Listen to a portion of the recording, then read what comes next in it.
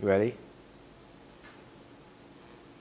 Okay, so for this mock exercise, we're going to take a look at another consolidation question, but this one is a much more comprehensive question. It involves preparing the balance sheet, consolidated balance sheet. It also includes calculating intercompany transactions. And in the intercompany transactions, in this case, we're going to deal with bonds. How do we account for bonds if the bond issuance and purchase are within the intercompany group? Okay, so before we get started, let's actually take a look at the question. So in this question, it's a question between Pure and Gold. So Pure purchased 70% of Gold. So we know that P owns, so I'd just like to visually see this. So P owns G 70%. On January 1st, year 6, very important date, and they paid $483 for the business. And the date of acquisition, G had the following retained earnings and common shares. So this is the date of acquisition.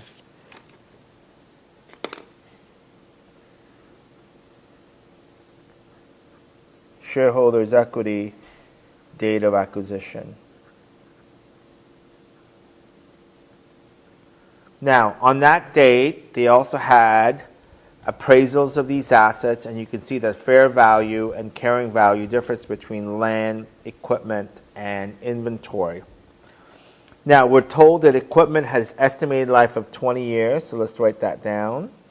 And we're going to use FIFO for inventory, and we know that land is non-depreciable asset.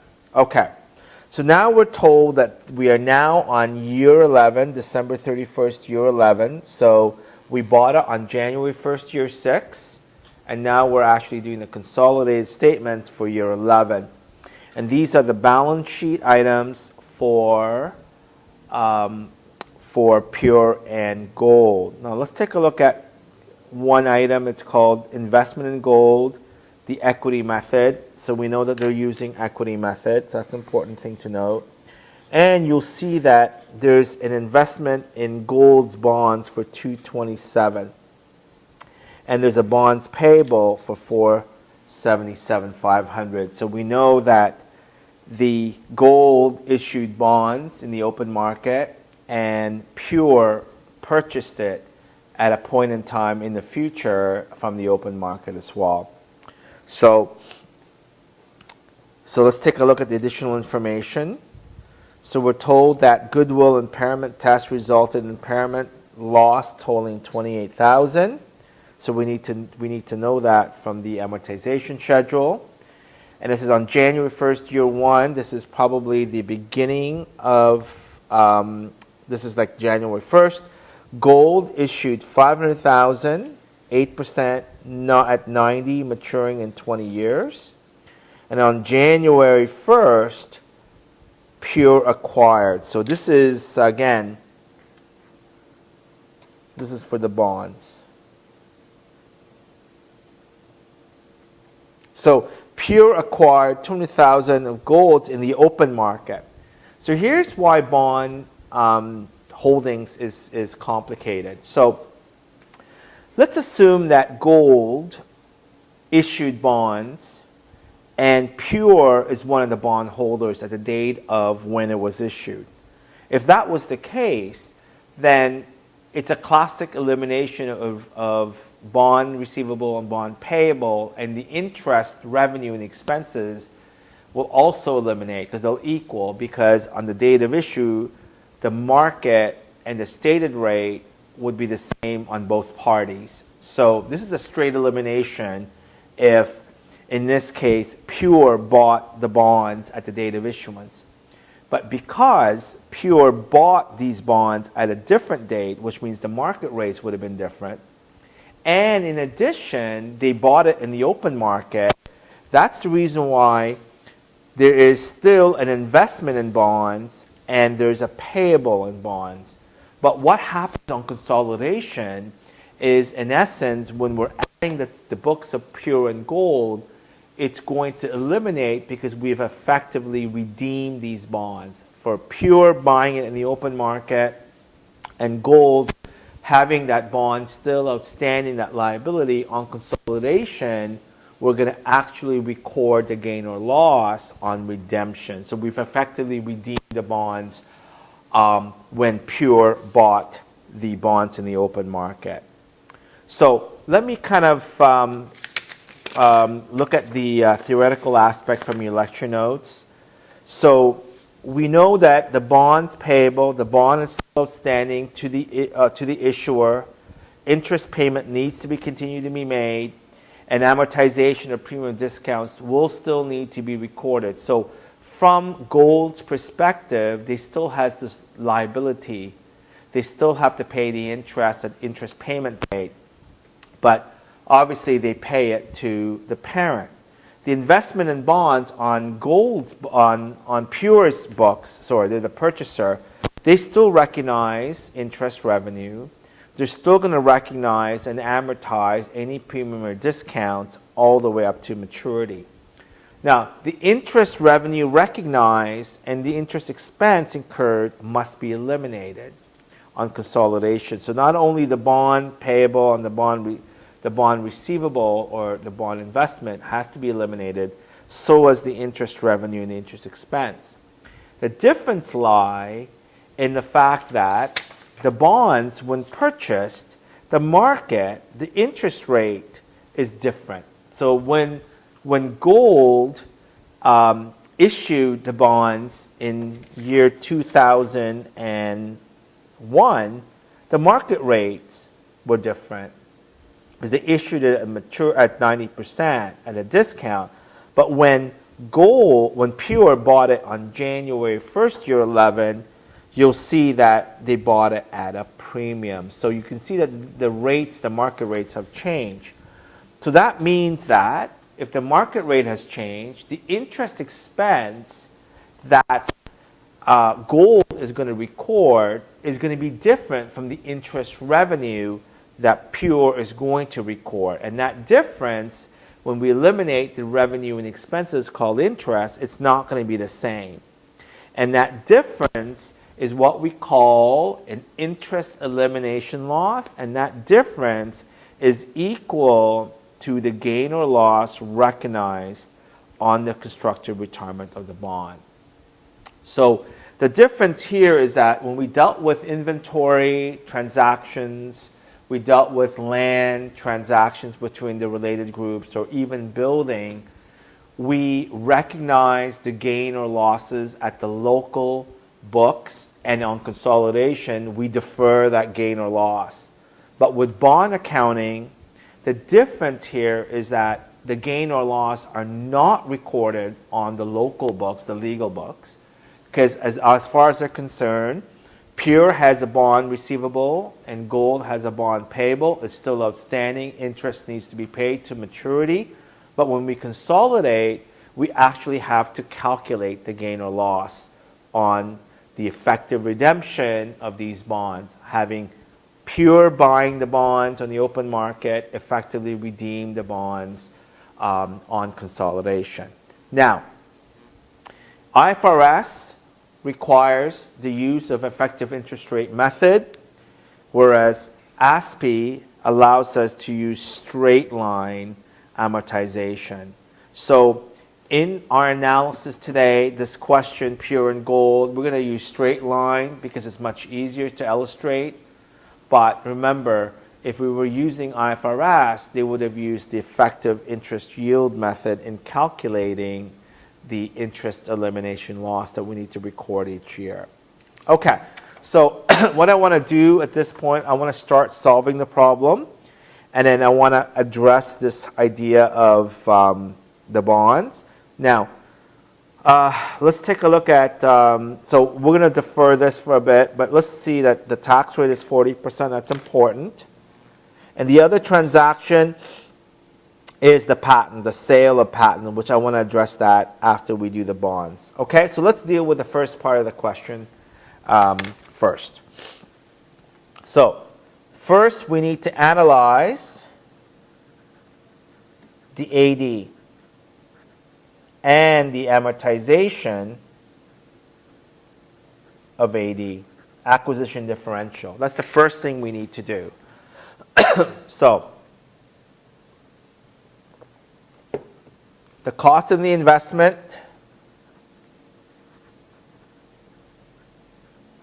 and we bought this investment on January 1st, year 6.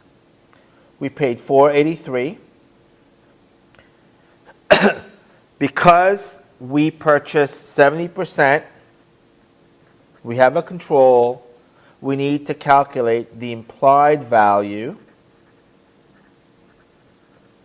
of 100% of the business, which in this case it's gold, right? And again, we need that because we're using the acquisition method. So we're going to take 483 divided by 70% to gross it up to the implied value of 690.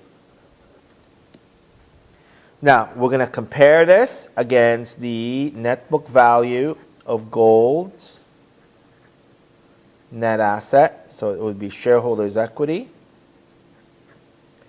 So common shares, according to the question, was 500,000.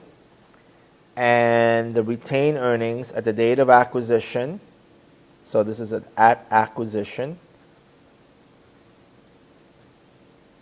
is 40.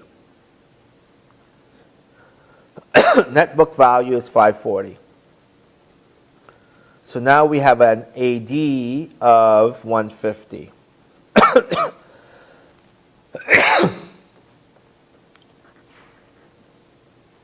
Now we're going to allocate the AD as follows. So first one is inventory. We're told that inventory is fair value minus book value. I always like to write the two numbers. So 108 minus 120. So inventory is overvalued. So it's minus 12. Land, the fair value is 200 and the book value is 150. So that's a 50,000. And plant and equipment, you'll see that the book value, fair value is 770, book value is 700. So we need to add 70 to that. So part of the reason why I overpaid by 150 based on book value is because I have fair value higher than book value of 108. Then that means that the balance is goodwill.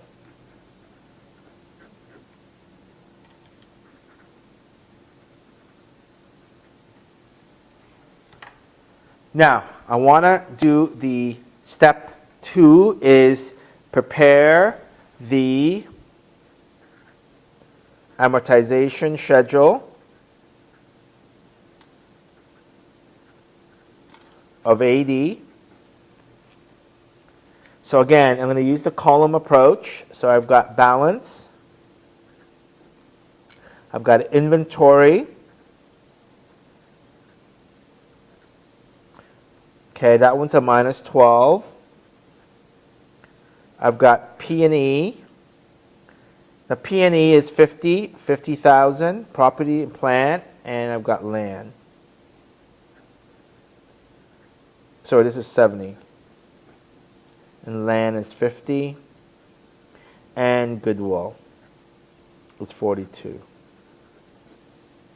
So this should add up to my AD. Okay, so that's what this is. It should equal to my acquisition differential.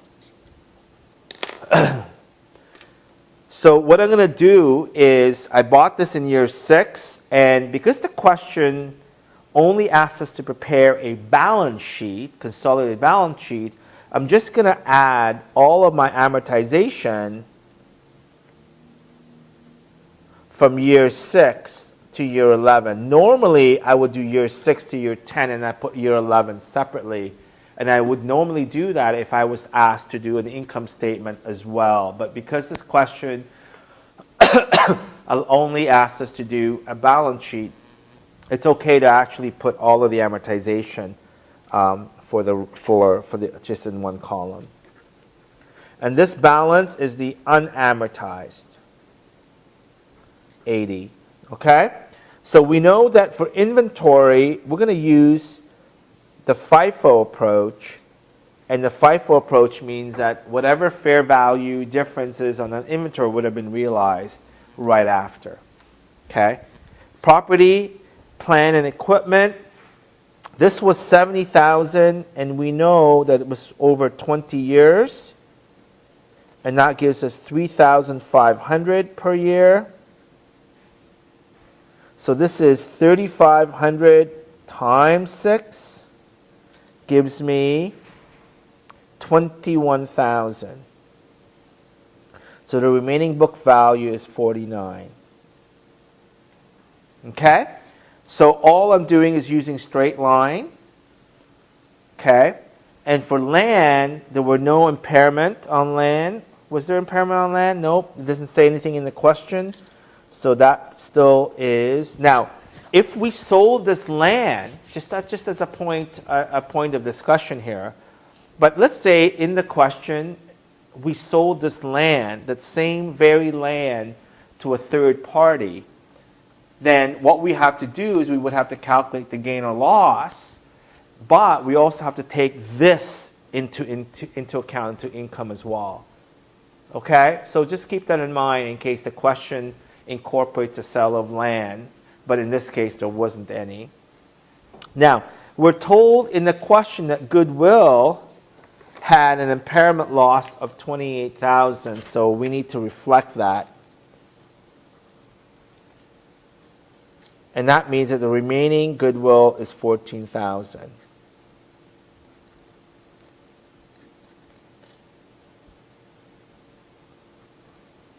Now, I'm going to need the subtotal here, because that's going to be my adjustment to whatever analysis I want to do. So perhaps if I'm trying to calculate the consolidated non-controlling interest balance on the balance sheet, I'm going to need to know how much I've adjusted the subs income for the amortization. Okay, so let's move on. The bonds. So let's take a look at the bonds for a minute, okay?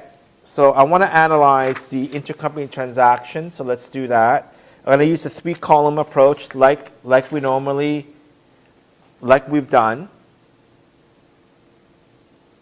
Okay, so we've got before tax,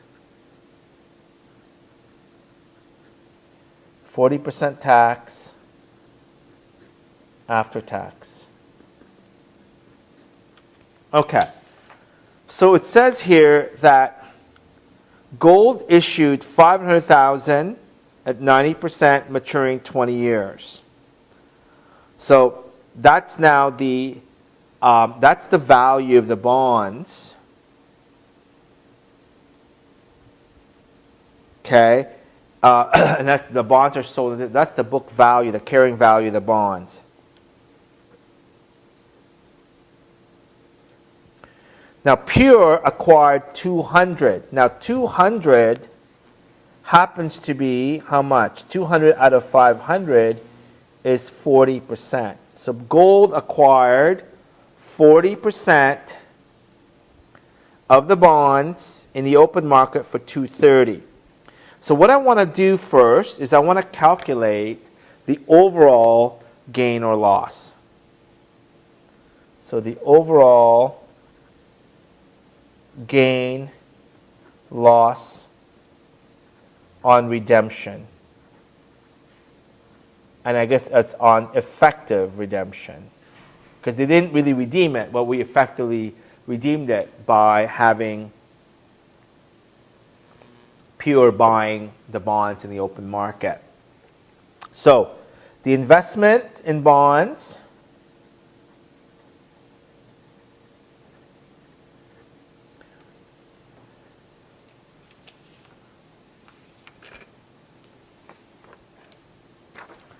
is 230.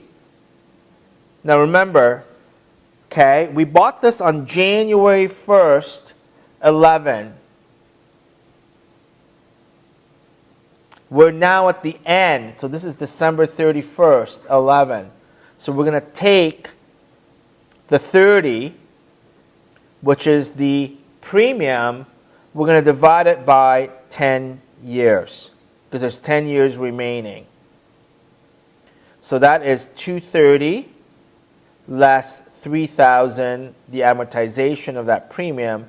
So the carrying value is 227. Very important to know that, right? Okay? So it's clear to note that this bond, we paid 230, so we know it had to have been at a premium. And we bought it on January 1st. Now, because we're going to use straight line, we're going to take that premium amount, we're going to amortize over the remaining life of the bonds to maturity. If we were going to use effective interest rate method, we would need to know what the market rates are and what the stated rate are so that we can calculate using the effective interest rate method.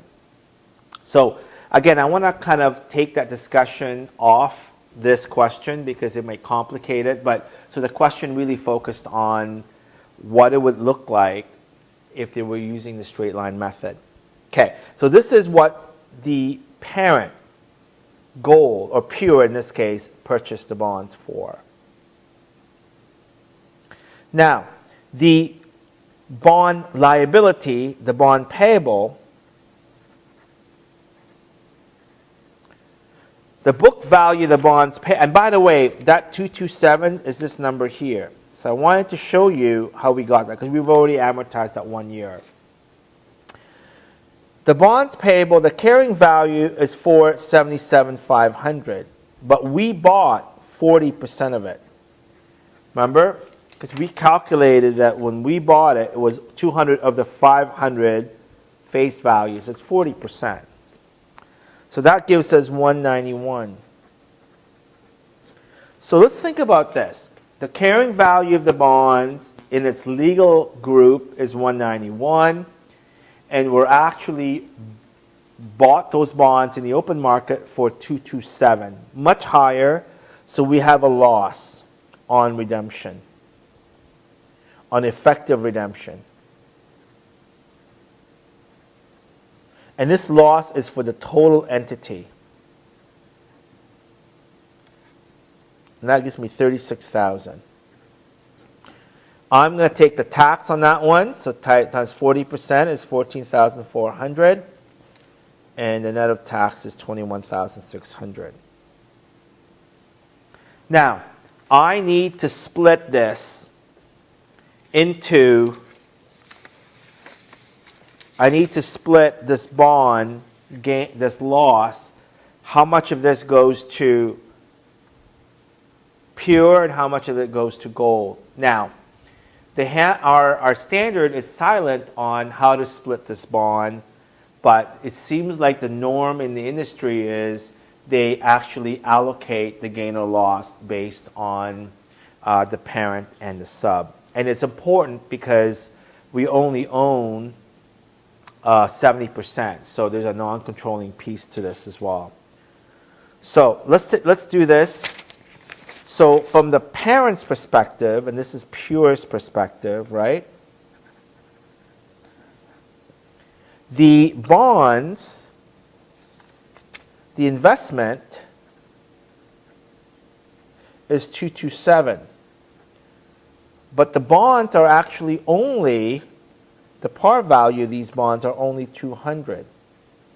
So we have a loss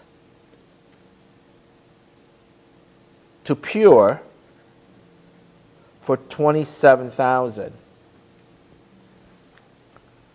Okay? And the tax effect on that one is 10,800. And then the net of tax of that one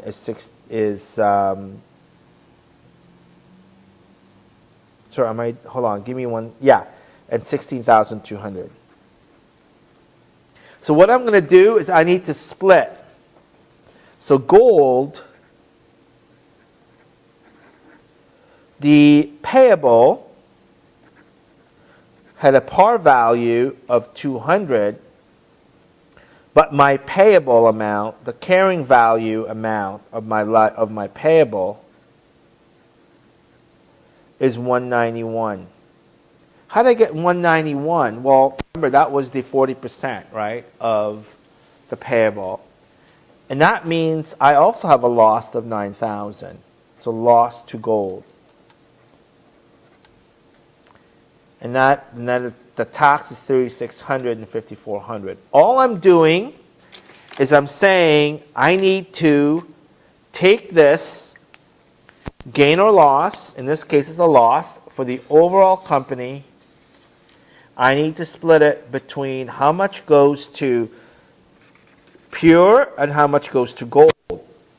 And it's going to be very important to do that because gold is the subsidiary and we only own 70%. So 30% are non-controlling interest. So 30% will pick up this part of the loss. Now, what happens each year, which is what's not asked in this question, because remember, we're not doing income statement, we're just doing the balance sheet. What happens each year is we're going to amortize this difference. Because as the bond gets closer to maturity, what happens? The investment will get down to 200,000 and the payable will also go down to 200,000. So eventually at maturity, the investment and the payable will equal. But between now and maturity, the carrying value will be different, but that difference becomes less and less as we get closer to maturity. But because we're using straight line, we're going to amortize this difference. So this 36,000 is going to be amortized over 10 years. So each year we're going to reflect $3,600 of less amount of loss, because remember, we're going to recognize the entire 36,000 loss. But remember, these bonds still exist at the local books, so as we amortize those bonds, we're going to start to de-recognize part of this $3,600 of this loss. Okay? So that's what we need to do, and we need to split it because we need to know how much of this loss pertains to the parent and how much pertains to the sub. Okay, so let's read some more, because there's one more transactions that we need to do. And it says that on July 1st, year 8, so this is year 8, gold sold to a patent to Pure. So in this case, it's an upstream sale. So gold selling for $63,000. The patent had a carrying value of $42,000. So there's a $21,000 profit. Okay? And this profit is over 7 years. So we haven't actually sold it yet to a third party. So we need to continue to unrecognize this profit. But you're going to remember, right? The profit at the date of sale, we have to unrecognize. We have to defer that profit. But each year, this asset would have already been amortized. And again, by amortizing that asset means that we're going to recognize part of this profit to help offset the increase in amortization. So let's do that analysis. Again, using the 3-column approach. Before tax, tax, and after tax. So this is the patent sale. And this one is gold selling, so it's upstream. So the sales price was, and this by the way was July 1st, 8. Okay, it was $63,000, and the book value was $42,000. So we have a gain of $21,000. So on July 8th, we would have for $21,000. The tax effect on that one is $8,400. We would have set it up as a prepaid tax, and this is the after-tax effect.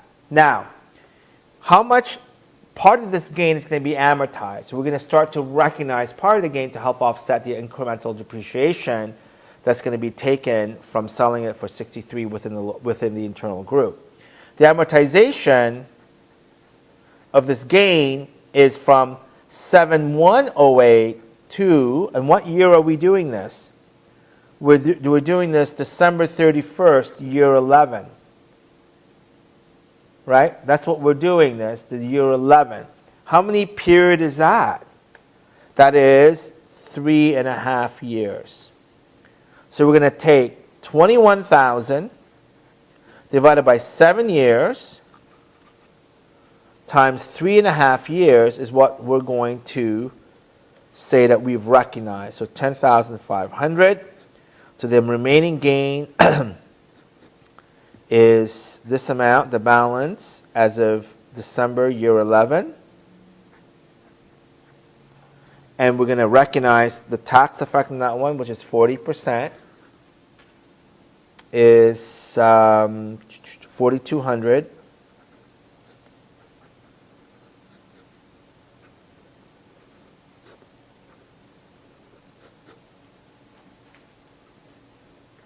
Okay, so what we've done is we've analyzed the intercompany transaction. So there was only two.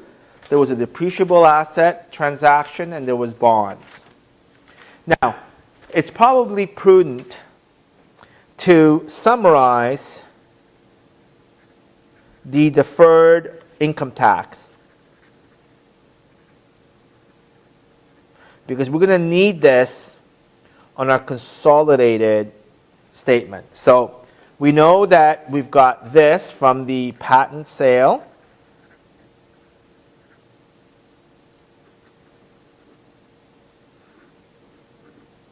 And from the bonds. Now, how much are the bonds? Right? It's going to be the 14,000, right? It's this number here. We're going to need that on the balance sheet.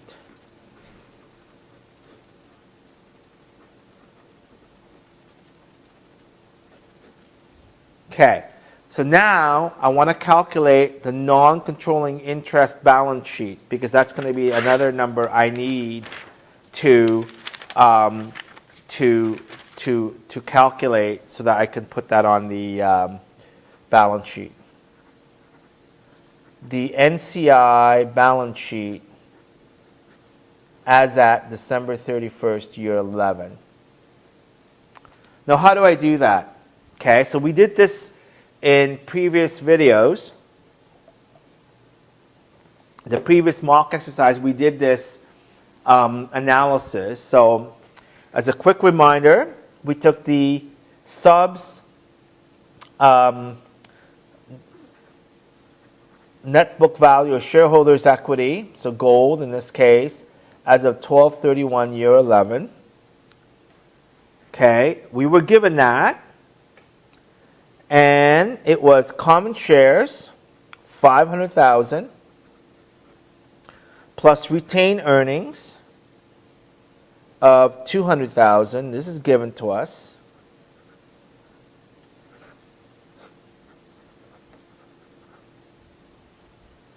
Now, we need to add the unamortized. Do you remember this, you guys? Amortized AD. The unamortized acquisition differential in our chart was 113. Do you remember this chart? That's 113. So we need to add 113,000 to that. Okay?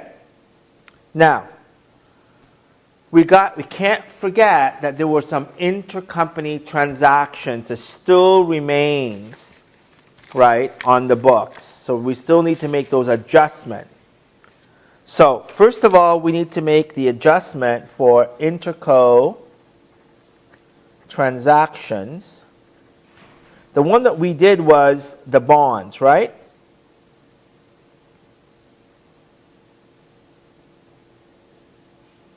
Okay, so sorry, why don't we do the patents first? So the gain on patent, Okay, so what was that? The gain on patent. So the gain on sale of patent is 6,300. Okay, that still needs to be deferred, right? So that's 6,300.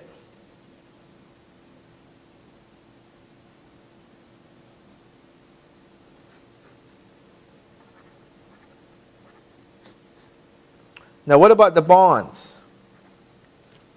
The bonds for gold was 5,400. The loss on sale for gold is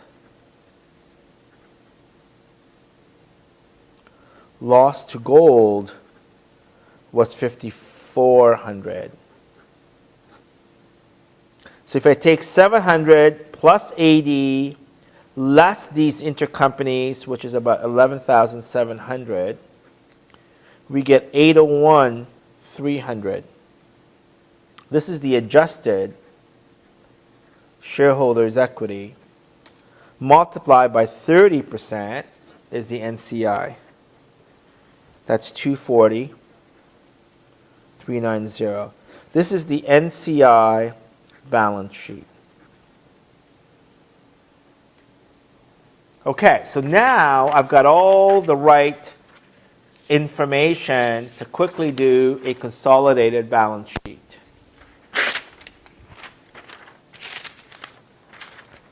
So let's start. Again, this is the consolidated balances, a pure company. Consolidated balance sheet, I'll just short form that, for December 31st, year 11. So let's start with land, because that was the first information that was given to us.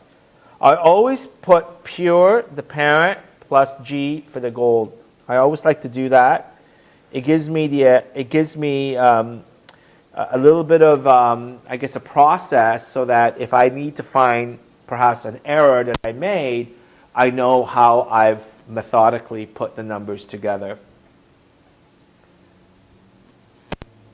So I've got land, pure and gold, and what do I need to do? Okay, what do I need to do? I've got an AD, don't I? I still got an AD of 50, an amortized AD of 50,000, so I need to add that in there.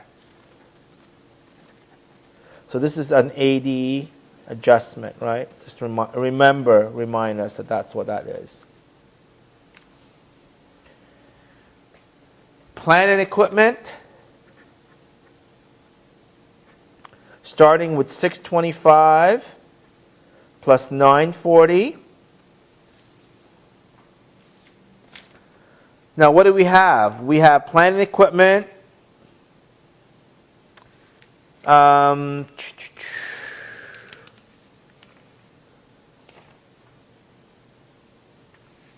Okay, so remember the AD. We're going to actually adjust the 70 because we're going to take the 21, adjust it with the accum. So really that 70 is what we're trying to add to it, right? I'll show you how this is going to affect. Because the effect is really the same.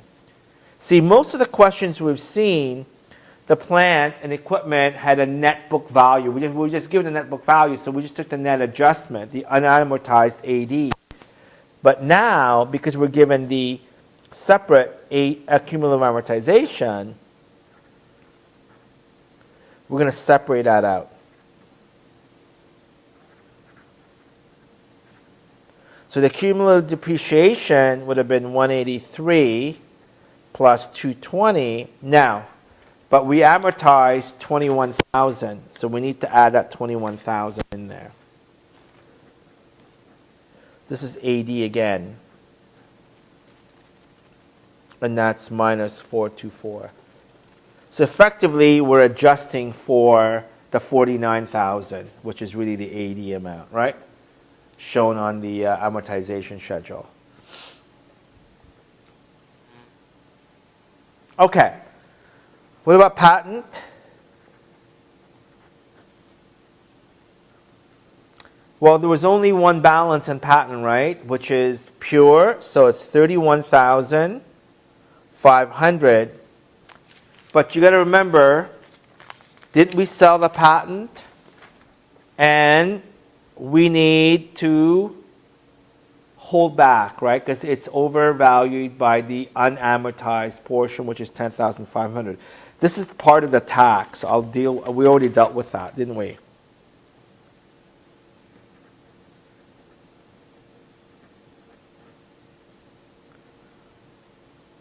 And this is $21,000. Goodwill. This is from the AD.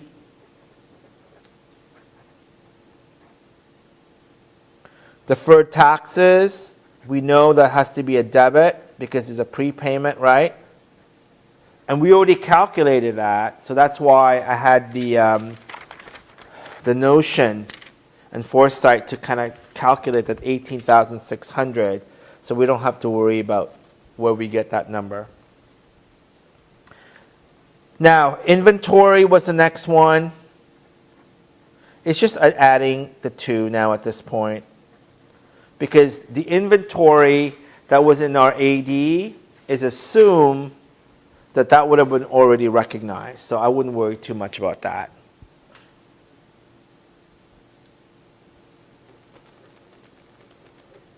What about the accounts receivable?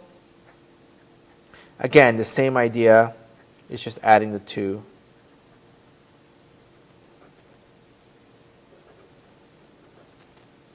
And cash.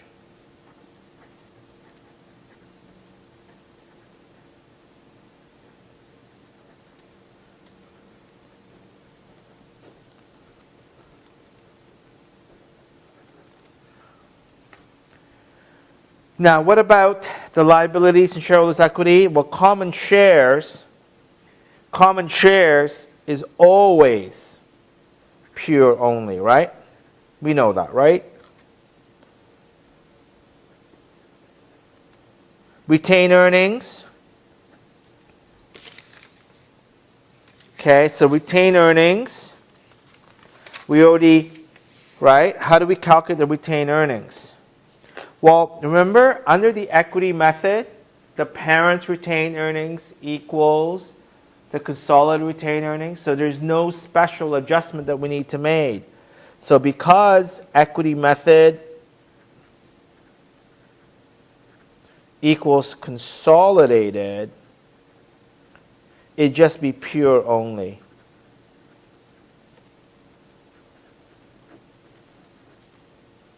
NCI, we already calculated that, right? We did the schedule on that. That was 240. 390. Bonds payable. Check this out. The carrying value of the liability is $477,500, and we only have 60% left.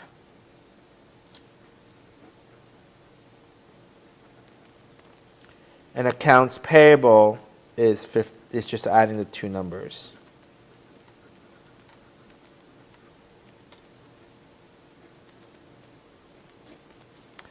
Add it all up. I balance. Okay? Thank you.